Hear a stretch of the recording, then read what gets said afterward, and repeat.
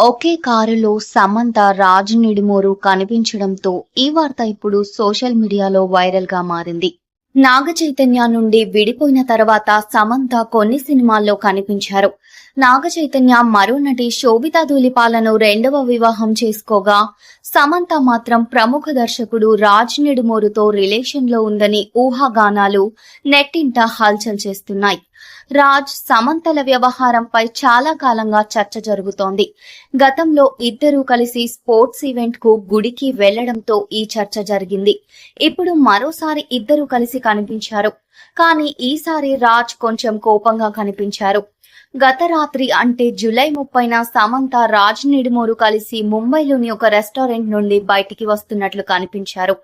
దీని కారణంగా వారు డిన్నర్ డేట్ ను ఆస్వాదించడానికి కలిసి వచ్చినట్లు ఊహాగానాలు వెలువడుతున్నాయి.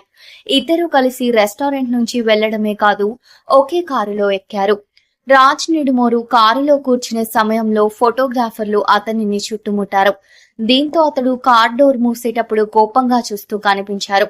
ఇందుకు సంబంధించిన వీడియో ప్రస్తుతం సోషల్ మీడియాలో వైరల్ అవుతోంది.